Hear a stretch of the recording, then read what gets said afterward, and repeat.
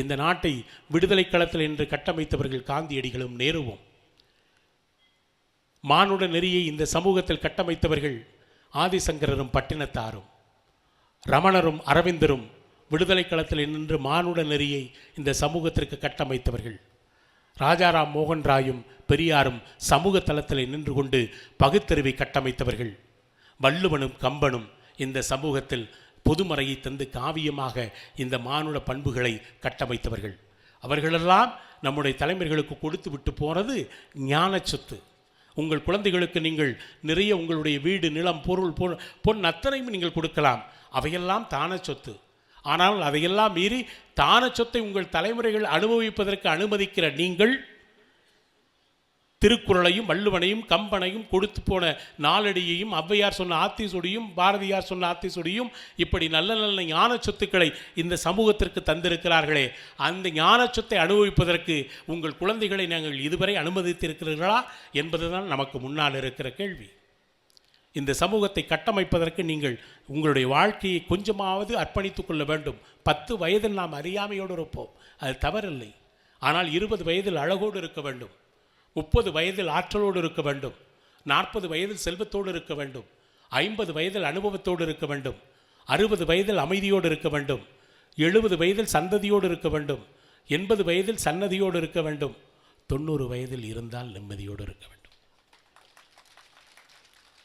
இந்த வாழ்வியல் சூத்திரத்தை, வாழ்க்கை சூத்திரத்தை நம்மை சார்ந்த சமூகத்திற்கு விட்டு போவது நம்முடைய கடமை. கொடுக்கும் பண்பை, இந்த சமூகத்தில் கொடுக்கும் பண்பை வளர்க்க வேண்டிய பெரும் பொறுப்பு நம்மிடத்தில் இருக்கிறது. கல்வியற்ற சமூகம், ஒரு சமூகம் என்றைக்கு இந்த தமிழ் சமூகம் அல்ல, எந்த சமூகமும் தாய்மொழியை அவமதித்த சமூகம் உலகத்தில் வளர்ந்ததாக வரலாறு இல்லை. தாய்மொழியை ஏற்றுக்கொண்ட சமூகம் வீழ்ந்ததாக வரலாறு எந்த சமூகத்திலும் இல்லை. தமிழ் மொழியை ஒரு பொருளாதாரத்தை பூர்த்தி செய்கிற மொழியாக அதை இழுத்து செல்ல வேண்டும். இந்த சமூகத்திற்கு தேவையான மொழியாக அதை மாற்ற வேண்டும். உலகத்தை கண்காணிக்கிற மொழியாக அதை கொண்டு வர வேண்டும். உலகத்தை அறிவியல் பூர்வமாக பார்க்கிற மொழியாக தமிழை உயர்த்த வேண்டும் என்பதற்குத்தான் இப்படி அமைப்புகள் பாடுபடுகிறது. மறைமுகமாக அல்ல, வெளிப்படையாகவே தமிழை இந்த சமூகத்திற்கு ஊட்ட வேண்டும் என்கிற காரணத்தாலே தான் ஞாயிற்றுக்கிழமை ஓய்வெடுத்துக் கொள்ள வேண்டிய நேரத்தை கூட இல்லை, தமிழுக்காக கொஞ்சம் சில மணி துளிகளை செலவழிப்போம் என்று இங்கு வந்து அமர்ந்திருக்கிறீர்களே, இது ஒன்று போதும், உங்கள் வாழ்நாள் பெருமைப்படும். அதை நீங்கள் புரிந்து கொண்டாலே இந்த சமூகத்தை நாம் அடுத்த கட்ட நகர்வுக்கு எடுத்து செல்லலாம். காரணம், சீனர்களைப் போல பொருளாதாரத்திலும், ஜப்பானிய குழந்தைகளைப் போல அருளாதாரத்திலும், அவருடைய அறிவு கூர்மையிலும் நம்முடைய தமிழ் சமூக குழந்தைகளும் பெரிய இடத்திற்கு வர வேண்டும் என்பதுதான் எல்லோருடைய ஆசை. ஒன்று தெரியுமா, மனிதனுடைய வாழ்க்கையிலேயே, மனிதனிடத்தில் இருப்பதிலேயே அவனுக்கு 2 தான் உன்னதமானது. ஒன்று அன்பு, இன்னொன்று அறிவு. அந்த அறிவு என்பது உயரம், அன்பு என்பது மனதினுடைய அகலம், அறிவு என்பது மனதினுடைய உயரம். அறிவு உதயத்திற்கு திசை காட்டும், அன்பு இதயத்திற்கு இசை மீட்டும். அறிவு பொருளாதாரத்தை பூர்த்தி செய்யும், அன்பு அருளாதாரத்தை பூர்த்தி செய்யும். அறிவு மன வளங்களின் குறியீடு, அன்பு மன நலன்களின் குறியீடு. என்னுடைய தீர்க்கம் இதுதான். அன்பை விட சக்தி இல்லை, அறிவை விட கத்தி இல்லை. இந்த உலகத்தில் 2 பேர் தான், பிடித்தவர்கள், இன்னொன்று பிடிக்காதவர்கள். உங்களுடைய வாழ்க்கையில் பெரும்பாலான நேரத்தை பிடித்தவர்களுக்காக செலவிடுங்கள், அது உங்கள் மனதை ஈரப்படுத்தும். பிடிக்காதவர்களை பற்றி ஒரு சில நிமிடங்கள் செலவழியுங்கள், அது உங்கள் மனதை வீரப்படுத்தும். என்னுடைய தீர்க்கம் இதுதான். நடப்பதற்கு நண்பர்கள் வேண்டும், ஓடுவதற்கு எதிரிகள் வேண்டும். வயிற்றுக்குள் சென்று விடுகிற அரிசிக்கும் வாயோடு நின்று விடுகிற அரிசிக்கும் அர்த்தங்கள் வேறு வேறு. அது மாதிரித்தான் போராட்டங்களை தாங்கி வென்று விடுகிற மனிதனுக்கும் போராடாமல் தேங்கி நின்று விடுகிற மனிதனுக்கும் வாழ்க்கை என்பது வேறு வேறு. எனவே வாழ்க்கை என்பது சூதாடி பெறுவதல்ல, போராடி பெறுவது. இப்படித்தான் வாழ்க்கையை நாம் உணர்ந்து கொள்ள வேண்டும். வாழ்க்கை ஏற்கனவே நம்முடைய வாழ்க்கை புத்தகத்தில் 2 பக்கங்கள் எழுதப்பட்டு விட்டன. ஒன்று பிறப்பு, இன்னொன்று இறப்பு. இடைப்பட்ட நேரத்தை, இடைப்பட்ட பக்கங்களை நிபந்தனையற்ற அன்பாலும் கர்வமற்ற அறிவாலும் நீங்கள் நிரப்புவதுதான் இந்த வாழ்க்கையினுடைய உச்சம். காரணம், இன்றைக்கு இந்த சமூகத்தில் நிறைய விஷயங்கள் நாம் ஒவ்வொன்றாக இழந்து கொண்டிருக்கிறோம். இன்றைக்கு இருக்கிற தலைமுறைகள் இழந்து வருகிற விஷயங்கள் என்ன தெரியுமா? தாய்ப்பால் என்றால் இன்றைக்கு இருக்கிற குழந்தைகளுக்கு என்ன என்று தெரியாது. தாலாட்டு என்றால் என்ன என்று தெரியாது. அறுவடை பாடல் என்றால் என்ன என்று தெரியாது. கும்மிப்பாட்டு என்றால் என்ன என்று தெரியாது. எதிர்காலத்தில் ஒப்பாரி என்றால் என்ன என்றும் தெரியாது. ஒவ்வொன்றாக இழந்து வருகிறார்கள். இந்த பிள்ளைகளுக்கு பண்பாட்டை மீட்டுருவாக்கம் செய்ய வேண்டுமென்றால் அவர்கள் தங்களுடைய தாய்மொழியில் சிறந்து விளங்கி இருக்க வேண்டும் என்பதைத்தான் அடிப்படை சிந்தனையாக இந்த மன்றத்திலே நான் முன்வைக்கிறேன். தாழ்வு மனப்பான்மையோடு இந்த குழந்தைகள் நாங்கள் வளருவோமா வளர மாட்டோமா, ஏதோ படிக்கிறோம், சம்பிரதாயத்திற்காக 12 ஆண்டு காலம் படிக்கிறோம், இந்த சமூகத்திலிருந்து நாங்கள் வீழ்ந்தாலும் வீர் கொண்டு எழுவோம் என்கிற சிந்தனையை அவர்களுக்குள்ளே வைக்க வேண்டுமென்றால், அந்த சிந்தனைகள் அவர்கள் வளர வேண்டுமென்றால் அழுத்தமான சமூக சிந்தனையை, தமிழ் சிந்தனையை உங்கள் குழந்தைகளை ஏற்றுக்கொள்ள வேண்டும் என்பதற்காகத்தான் போகிற இடமெல்லாம் ஒரு விஷயத்தை நான் பதிவு செய்கிறேன். நீங்கள் பெற்றோர்களாக இருக்கிற காரணத்தால் உங்கள் குழந்தைகளுக்கு ஒரு 7 விஷயங்களை மறக்காமல் செய்யுங்கள். அந்த குழந்தைகள் சாதாரண மனிதனிலிருந்து மாமனிதனாக உயர்ந்து வருவான். வருடத்திற்கு ஒரு முறை உங்கள் குழந்தைகளை முதியோர் இல்லங்களுக்கும் அனாதை இல்லங்களுக்கும் அழைத்து சென்று வாருங்கள். 6 மாதத்திற்கு ஒரு முறை அருகில் இருக்கிற மருத்துவமனைக்கு அழைத்து சென்று வாருங்கள். 3 மாதத்திற்கு ஒரு முறை உங்கள் குடும்பத்தோடு பக்கத்தில் எங்காவது ஒரு பயணம் சென்று வாருங்கள். 2 மாதத்திற்கு ஒரு முறை உங்கள் குழந்தை படிக்கிறானோ இல்லையோ ஒரு நல்ல புத்தகத்தை வாங்கி வீட்டிலே சேமித்து வையுங்கள். மாதத்திற்கு ஒரு முறை காலை 6 மணியிலிருந்து மாலை 6 மணி வரை ஒரு நாள் முழுக்க யாருடனும் பேசாமல் நோன்பு இருக்க சொல்லுங்கள். வாரத்திற்கு ஒரு முறை உங்கள் குழந்தைகள் உங்கள் வீட்டினுடைய கழிவறைகளை உங்கள் குழந்தைகளையே கழுவச் சொல்லுங்கள். தினமும் ஒரு முறை உங்கள் உதிரம் தந்த, உங்களுக்கு பாரம்பரியம் தந்த, உங்களுக்கு உடம்பு தந்த மூதாதையர்களை ஒரு நிமிடம் நினைக்கச் சொல்லுங்கள். நான் கோடிட்ட இடத்தை விட்டுவிட்டு போகிறேன், எதற்கென்று சொல்ல மாட்டேன். அதற்குள்ளே தான் மானுடத்தினுடைய தத்துவம், வாழ்வினுடைய தத்துவம் அடங்கி இருக்கிறது. அந்த 7 விஷயங்களை ஒரு மனிதனுக்கு நீங்கள் சரியாக புகட்டினால் அவன் மிகச்சிறந்த குடிமகனாக, இந்த தேசத்தினுடைய நம்பிக்கையாக, உங்கள் குடும்பத்தினுடைய நம்பிக்கையாக, எதிர்காலத்தில் உங்களையே நீங்கள் முதியோர் இல்லத்தில் சேர்த்துவிடக்கூடாது என்கிற நம்பிக்கையாக அவன் வாழ்வான், அவன் வளருவான் என்பதைத்தான் இந்த சமூகத்திற்கு இன்றைக்கு சொல்ல வேண்டியிருக்கிறது. காரணம், இன்று ஓடிக்கொண்டிருக்கிற பரபரத்து ஓடுகிற, குறியறியாது ஓடுகிற இந்த 21ஆம் நூற்றாண்டில் நம்முடைய தேடல்கள் எவை, எஞ்சிய வாழ்க்கையில் நம்முடைய பாதை எவை என்று யோசித்து பார்த்தால் இங்கு பலருக்கும் வந்து போன சுவடுகள் கூட கிடையாது. அப்படி வந்து போன சுவடுகள் இல்லாத இந்த நேரத்தில் வாழ்க்கையில் எதையாவது விட்டுவிட்டு செல்ல வேண்டுமென்றால் தன்னிடம் இருப்பதை தருவது தானம், தனக்குள் இருப்பதை தருவது ஞானம். அந்த ஞானத்தை இந்த குழந்தைகளுக்கு கொடுக்க வேண்டுமென்றால் தாய்மொழியில் அவர்கள் சிறந்து விளங்க வேண்டும், நல்ல குடிமக்களாய் இந்த குழந்தைகள் வளர வேண்டும் என்பதை இந்த சின்ன மணி நேரத்தில் உங்களிடத்தில் சொல்லிவிட்டு நான் விடைபெறுகிறேன். வேர்களைப் போலல்ல, கிளைகளைப் போல. கிளைகள் முறிந்தால் மீண்டும் துளிர்க்கும் தளிர்க்கும். ஒரு முறையோடு என்னை வாணியம்பாடியிலிருந்து வழி அனுப்பி விடாதீர்கள். மீண்டும் ஒரு முறை அழைக்கப்படுகிற போது உங்கள் விடுதலைக்கான நித்திய பாடலை சத்தியத்திற்கு சாட்சியம் சொல்வது மாதிரி நானே வந்து பாடுவேன். எனவே உங்களுடைய அன்பும் உங்களுடைய அறிவும் இந்த சமூகத்திற்கு தேவைப்பட வேண்டும் என்கிற உணர்வோடு காந்தி சொன்னார், கொள்கையற்ற அரசியல், நேர்மையற்ற வியாபாரம், தியாகமற்ற வழிபாடு, மனசாட்சியற்ற அறிவியல், மனிதநேயமற்ற மகிழ்ச்சி, உழைப்பற்ற செல்வம், பண்பாடற்ற கல்வி என்ற 7 பாவங்களை என்றைக்கு இந்த சமூகம் போக்குகிறதோ அன்றைக்குத்தான் இந்தியா வேறொரு தளத்திற்கு செல்லும் என்று சொன்ன அந்த 7 பாவங்களை போக்குவதற்கான எல்லா வழிகளிலும் நீங்கள் அதற்கு முயற்சிக்க வேண்டும் என்று சொல்லி நான் வைகறை பொழுதின் வாசனை அரும்புகளாய், வளர் உரைகளாய், மணிப்புறாக்களாய், மயக்க வெளிகளாய், பன்னி நதிகளாய், பனிமலை தீவுகளாய், விடியல் குயில்களாய், விடி விளக்குகளாய் அமர்ந்திருக்கிற வாணியம்பாடி முத்தமிழ் சங்கத்தின் உறுப்பினர்களே, வாணியம்பாடி தமிழ் சமூகமே, கவிஞனாக இருந்து உங்களை வாழ்த்துகிறேன். உங்கள் காடுகளில் இனி மழை விழுகட்டும், உங்கள் கணக்குகளில் இனி பிழை விழுகட்டும் என்று சொல்லி பிச்சிப்பூ சொற்களால் உச்சி முகர்ந்து மெச்சி மகிழ்ந்து ஒரே ஒரு விஷயத்தை இந்த மண்ணில் மீண்டும் நான் பதிவு செய்கிறேன். இது வணிகம் நிறைந்த இந்த மண்ணில் ஒரு முக்கியமான செய்தியை நான் பதிவு செய்வதில் உணர்வுபூர்வமாகவே நான் உற்சாகம் அடைகிறேன். 64 ஆண்டுகள் வாழ்ந்து 23 ஆண்டுகள், ஓராண்டுகள் ஈராண்டுகள் அல்ல, 23 ஆண்டுகள் ஒரே நூலகத்திலே அமர்ந்து அந்த ஒரே நூலகத்தில் 41,000 புத்தகங்களை படித்து ஒரே ஒரு புத்தகத்தை இந்த சமூகத்திற்கு வழங்கியவன் காரல் மார்க்ஸ். எல்லோரும் அந்த நூலகத்தை காகித கிடங்காக பார்த்தார்கள். அவன் ஒருவன்தான் நூலகத்தை ஆயுத கிடங்காக பார்த்தவன். அந்த புத்தகத்தை அங்கிருந்து எழுதிய போது அங்கிருந்து தான் ஏகாதிபத்தியங்களுக்கும் எதிராக, மதாதிபத்தியங்களுக்கும் எதிராக ஏவுகணைகளை தயாரித்துவிட்டு அந்த மூலதனம் என்ற புத்தகத்தில் சொல்வான், உறவுகளை நிர்ணயிப்பதே பொருளாதாரம்தான் என்றவன் பதிவு செய்திருக்கிறான். இன்றைக்கு நம் யோசித்து பார்த்தால் நம்முடைய வாழ்க்கை முறையும் உறவுகளை நிர்ணயித்த பொருளாதாரம்தான். நம்முடைய உறவுகளை பொருளாதாரம் நிர்ணயிக்காமல் அருளாதாரம் நிர்ணயிக்கிற ஒரு இடத்திற்கு நம் சமூகம் வர வேண்டுமென கேட்டுக்கொண்டு, தமிழ் மணக்கும் தாழம்பூ சொற்களால் உங்கள் கால் மலர்களில் என் கண் மலர்களை வைத்து நன்றி பெருக்கோடு விடைபெறுகிறேன். கடைசி 5 நிமிட துளிகளை உங்களுடைய கேள்வி கணைகளுக்காக நான் ஒதுக்கி தருகிறேன். நல்ல கேள்விகளை கேளுங்கள், பதில் சொல்லிவிட்டு விடைபெறுகிறேன்.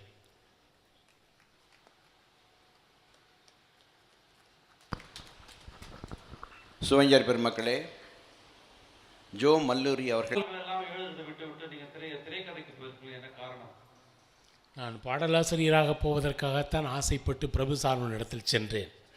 அவருடைய தோற்றத்தை பார்த்துவிட்டு நான் இந்த வயதில் போய் இவர் யோசிக்க வேண்டும், லக்ஷ்மி மேனனுடைய இணையாக நடிக்க வேண்டிய வயதில் தந்தையாக நடிப்பதற்கு எவ்வளோ பெரிய மனப்பக்குவம் இருந்திருக்க வேண்டும்.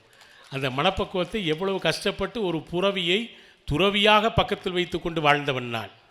எனவே நான் நடிப்பதற்காக என்னுடைய எண்ணம் இருந்திருந்தாலும் கூட பாடலாசிரியராக வர வேண்டும் என்பது என்னுடைய எண்ணம். இன்னும் காலம் கனிய வேண்டும், அதுவரை இந்த மஞ்சள் வெளிச்சம் தேவைப்படுகிறது. எனவே இந்த நடிப்பு துறையில் கொஞ்ச நாள் ஓடுவோம். நேரம் கிடைக்கிற பொழுது அது ஒரு ஆடுகளம். அந்த ஆடுகளம் கிடைக்கிற பொழுது இன்னும் பாருங்கள் பொறுத்திருந்து. அது தீபம் அல்ல, தீப்பந்தம். சார், அந்த படத்தில் பாட்டன் போட்டன் அடிக்கடி ஒரு வார்த்தை சொல்கிறீங்க, அதுக்கு என்ன அர்த்தம்னு எங்களுக்கே தெரியல. ஆனால் அழகாக இருந்தது அந்த வார்த்தைகள். புரியல, நீங்கள் கேட்குறதே தப்பாக இருக்குது. என்னுடைய தாத்தா, என் பாட்டன் போட்டன்கிறது எங்களுடைய மூதாதையர்களை வழிபடுகிற ஒரு இனம், மூதாதையர்களை வழிபடுகிற ஒரு மிகப்பெரிய மரபு என்பது ஜப்பானில் இருக்கிறது. காரணம், அங்கு ஒரு குழந்தையை அழைத்து உங்கள் தாத்தா, பாட்டி, உங்கள் பாட்டன், பூட்டன் யார் என்று கேட்டால் கடைசி 7 தலைமுறைகளை சொல்லக்கூடிய ஆற்றல் அந்த குழந்தைகளுக்கு இருக்கிறது. ஆனால் தமிழ்நாட்டில் தன்னுடைய தந்தை பெயரை தாண்டி தாத்தா பெயரை சொல்வதற்கு கூட இங்கு மரபுகளை நாம் உருவாக்கவில்லை என்பது வருத்தத்திற்குரிய செய்தி.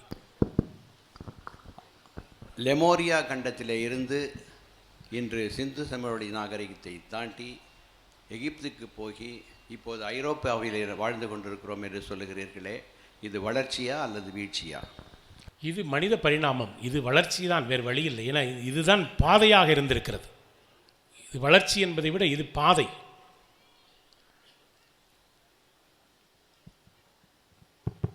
ஐயா வணக்கங்க. ஐயா, உங்களுடைய முதல்வனாக இரு அல்லது முதல்வனோடு இரு என்கின்ற வாசகம் ரொம்ப பிடிச்சிருக்கோம். இந்த நம்மளுடைய கும்கி படத்தினுடைய அந்த தளங்கள் வந்து ஒரு 2-3 இடம் சொன்னீங்கன்னா நல்லா இருக்கும். எல்லா இடமே லொகேஷன் சூப்பராக இருக்கும். நீங்கள் வந்து அங்கே இருந்த இடம் ஒரு 2-3 ஊர் பேர் சொன்னீங்கன்னா நல்லா இருக்கும். நாங்கள் முழு படமும் எடுத்த இடம் தேனிக்கு அருகில் இருக்கிற மூணாறினுடைய பாதையில் இருக்கிற குரங்கணி என்கிற ஒரு பள்ளத்தாக்கு பகுதி. அதுதான் அந்த கதையினுடைய களமே. வேற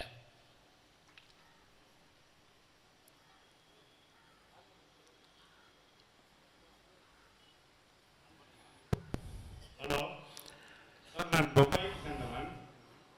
தமிழ் சங்கம் காஷ்மீரா பேரில் தமிழ் சங்கம் ஆரம்பித்து தமிழ் சங்கம் ஓடிக்கிட்டு இருக்குது. ஆனால் இப்போ நீங்கள் சொல்ல கேட்டு தமிழ் சங்கத்துக்கு வீராபயந்த தமிழ் சங்கத்துக்கு அழைப்பு கொடுத்தால் கண்டிப்பாக நீங்கள் வருவீங்களா? கண்டிப்பாக வரும். தமிழ்நாட்டில் அல்ல, தமிழ் சமூகம் எங்கெல்லாம் இருக்கிறதோ அந்த தமிழ் சமூகம் எல்லா சமூகத்திற்கும் கண்டிப்பாக வருவேன். நன்றி சார்.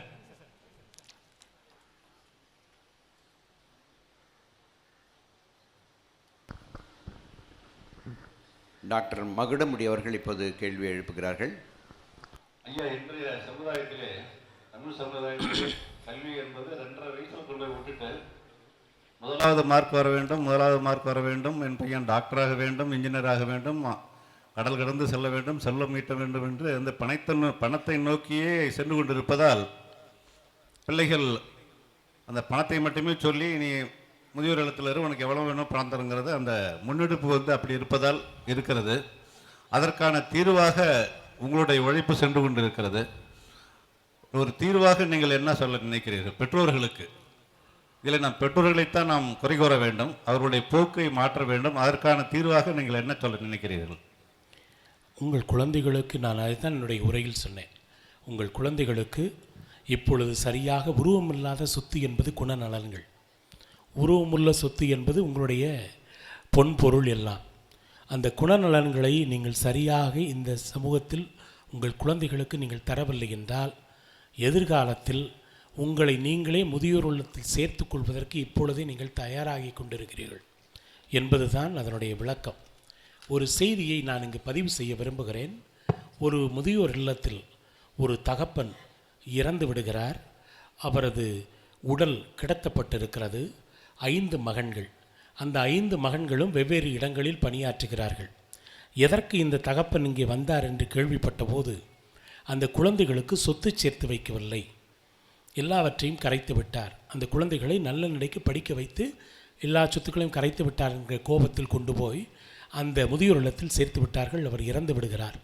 அவருடைய உடலை இறுதியாக புதைப்பதற்கு முன்னால் அவருடைய உடலை பரிசோதித்த போது அவர் சட்டை பையிலே ஒரு துண்டு காகிதம் இருந்தது. அந்த காகிதத்தில் என்ன எழுந்திருந்தது தெரியுமா? உலக வரலாற்றில் எந்த இலக்கியத்திலும் யாரும் பதிவே செய்ய முடியாத ஒரு 2 வரிகள், திருக்குறளை போன உன்னதமான வரிகள். அவர் எழுதியிருந்தார், என் குழந்தைகள் சொத்து சேர்க்கவில்லை என்பதற்காக என்னை முதியோர் இல்லத்திலே சேர்த்தார்கள். ஆனால் என் குழந்தை நல்ல குழந்தையாக இல்லை என்றால் அவனுக்கு எதற்காக சொத்து? என் குழந்தை நல்ல குழந்தையாக இருந்தால் அவனுக்கு எதற்கு சொத்து என்று எழுதி வைத்திருந்தார். நன்றாக கவனிக்க வேண்டும். என் குழந்தை கெட்ட குழந்தையாக இருந்தால் அவனுக்கு எதற்காக சொத்து? என் குழந்தை நல்ல குழந்தையாக இருந்தால் அவனுக்கு எதற்கு சொத்து என்று எழுதி கேட்டிருந்தார். இந்த வார்த்தையை படித்துவிட்டு மிகப்பெரிய அதிர்வுக்கு உள்ளான ஒரு விஷயம். நீங்கள் அழகாக சொல்லுகிறீர்கள், இன்றைக்கு இருக்கிற பிள்ளைகளை எல்லாம் நாம் வேறொரு தளத்திற்கு அனுப்புவதற்காக தயாரிக்கிறோம். பொருளாதாரத்தை நோக்கி போக வேண்டும், பிள்ளைகள் உயர்ந்து சிறக்க வேண்டும், நல்ல இடத்தில் கட்டி கொடுக்க வேண்டும், நல்ல இடத்திலே அவர்கள் உயர வேண்டும் என்று தான் எல்லா பெற்றோர்களும் போராடுகிறோம், எல்லா கல்விக்கூடமும் போராடுகிறது. ஆனால் அதைத்தான் இந்த வார்த்தையை நான் திரும்ப திரும்ப சொன்னேன். நதி எந்த திசையை நோக்கி ஓடுகிறது என்பதல்ல முக்கியம், எங்கு நோக்கி ஓடுகிறது என்பதுதான் முக்கியம். ஒரு மனிதன் மாணவனாக உருவாகிறானா என்பதல்ல முக்கியம், அவன் நல்ல மனிதனாக உருவாகிறானா என்பதுதான் முக்கியம். அந்த நல்ல மனிதனாக உருவாக வேண்டுமென்றால் அவனுக்கு நீங்கள் தர வேண்டியது தான சொத்தல்ல, ஞான சொத்து. அதை சரியாக செய்யுங்கள். உங்கள் வாழ்க்கையில் நீங்களும் உங்கள் குழந்தைகளும் வெற்றி அடைந்து விடுவார்கள். இன்னொன்றையும் நான் பதிவு செய்கிறேன். ஒரு குழந்தை உறங்குகிற பொழுது தன் தாயினுடைய முகத்தை பார்த்து உண்மையிலேயே ஒரு நிமிடம் உற்று பார்த்தால் அந்த தாய் உறங்குகிற பொழுது ஒரு கற்பனையில் உறங்குவாள். என் குழந்தை நல்ல கல்விக்கூடத்தில் படிக்கிறான், நல்ல இடத்தில் உயர்வார், எங்கள் குடும்பத்தினுடைய நம்பிக்கை என்னுடைய பிள்ளையில் இருக்கிறது என்கிற உணர்வோடு தூங்கி கொண்டிருப்பாள். ஒரு தந்தை உறங்கி கொண்டிருப்பதை பார்க்கிற பொழுது அவருடைய பாதங்களை அவன் உற்று பார்த்தால் அந்த பாதங்கள் தான் இன்றைக்கு வரை அவன் வாழ்வதற்கும் வளர்வதற்கும் ஓடி ஓடி உழைக்கின்ற கால்கள் என்பதை அவர் உணர்வான். அந்த தாயின் முகத்தையும் தந்தையின் பாதத்தையும் எந்த குழந்தை சரியாக பார்க்கிறதோ அந்த குழந்தை வெற்றி பெற்ற குழந்தையாக உலகத்தில் நல்ல மனிதனாக வருவான். இதை பதிவு செய்யுங்கள் உங்கள் குழந்தைகளுக்கு. கடைசி கேள்வி. ஒரே நிமிஷம். ஐயா, முத்தமிழ் அறிஞர் தலைவர் கலைஞர் தமிழ் தொன்று பற்றி உங்கள் வாயால் ஒரு 2 நிமிஷம் பேசணும். அவரை பற்றி நிறைய பேச இருக்கிறேன். ஆனால் வியப்பூட்டுகிற வகையில் ஒரே ஒரு விஷயத்தை நான் பதிவு செய்ய விரும்புகிறேன். சங்கத்தமிழ் என்று அவர் ஒரு புத்தகம் எழுதியிருக்கிறார். சங்கத்தமிழ் அவர் 10ஆம் வகுப்பு மட்டும்தான் படித்தவர். அதை முதலில் புரிந்து கொள்ள வேண்டும். 10ஆம் வகுப்பு படித்த ஒரு மனிதன் சங்கத்தமிழில் ஒரு மனிதனுடைய வீரத்தையும் வாழ்க்கையினுடைய வீரத்தையும் வாழ்க்கையை பற்றியும் 2 வரிகளிலும் கதை சொல்லியிருப்பார், ஒரு வரியிலும் கதை சொல்லியிருப்பார். ஒரு வரியில் ஒரு கதை. இருவர் சங்க காலத்தில் காதலித்து மனம் முடித்து முதல் இரவில் இருக்கிறார்கள். அவர்கள் எப்படி இருக்கிறார்கள் என்கிற ஒரு கேள்விக்கு ஒரே வரியில் கதை. அவள் பழமானால் அவன் கிளியானான் என்று முடித்திருப்பார். அவன் பழமானால் அவன் கிளியானான் என்று முடித்திருப்பார். அவனை பற்றி என்ன சொல்கிறீர்கள் என்று கேட்டதற்கு சொல்லுவார், மானம் அவன் கேட்ட தாலாட்டு, மரணம் அவன் நாடிய விளையாட்டு என்று சொல்வார். சங்கத்தமிழை பதிவு செய்வதற்கு எளிமையான தமிழாக பதிவு செய்ததில் முதல் பெருமை கலைஞருக்கு உண்டு. அடுத்து 2 பேருமே ஒரே கேள்வி தான் கேட்குறீங்க. என்னை மாட்டிவிட நினைச்சு கேட்டீங்களா? இல்லை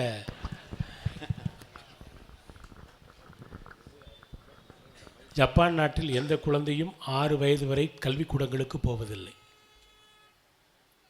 தாயின் மடிதான் முதல் பள்ளிக்கூடம் என்று அந்த சமூகம் 50 ஆண்டுகளுக்கு முன்னால் இருக்கிறது. நம் குழந்தைகளை நம்முடைய தாய்மடியிலிருந்தே, ஏன் மார்பிலிருந்தே பிரித்து கல்விக்கூடத்துக்கு அனுப்பிவிடுகிறோம். அந்த கொடுமை என்றைக்கு நிகழாமல் இருக்கிறதோ அதற்கு பிறகு இந்த கேள்விக்கான பதில் வரும். சார், ஒரு கேள்வி. மற்றவர்களிடம் இருக்கின்ற சொத்து, நகை, நட்டு, படிப்பு, கல்வி இதெல்லாம் கம்பேர் பண்ணக்கூடாது, பசங்களுக்கு இன்ஃபீரியாரிட்டி வந்துடும், கம்பேர் பண்ணக்கூடாதுன்றாங்களே. அப்போ பிள்ளைகளுக்கு மற்றவர்களைப் போல் படிக்கணும், பொருளீட்டணும், வெளிநாடு போகணும், உயர்ந்த நிலைக்கு போகணும், உயர்ந்த பதவியை அடையணுன்ற எண்ணம் கம்பேர் பண்ணி ஓரளவுக்காவது நினச்சா தானே சார் முடியும். கம்பேர் பண்ணக்கூடாதுன்னு நினச்சோம்னாக்கா எப்படி அது வெற்றி ஆகும்? உள்ளுவதெல்லாம் உயர்வுள்ளது. அது இந்தியாவிலும் சரி, வெளிநாட்டிலும் சரி. சிவகாசி ராமச்சந்திரன் பேராசிரியர் வந்து கொண்டிருக்கிறார். என் நெஞ்ச தாழ்வாரத்தில் நேச தொட்டில் கட்டிய பாசத்திற்குரிய பைந்தமிழ் பெருமகன். அவர் வருகிறார் என்று தெரிந்து என்னுடைய பேச்சை இத்தோடு முடித்துக் கொள்கிறேன். உயரமான மனிதர் ஐயா, வாருங்கள். உங்கள் அனைவருக்கும் மீண்டும் என்னுடைய இசை பாடும் சொற்களால் உங்கள் திசை நோக்கி என்னுடைய நன்றியையும் வணக்கத்தையும் செலுத்தி கொண்டு விடைபெறுகிறேன். வாழ்க தமிழ், வளரட்டும் முத்தமிழ் தமிழ்ச்சங்கம், வாணியம்பாடி முத்தமிழ் மன்றம். நன்றி, வணக்கம்.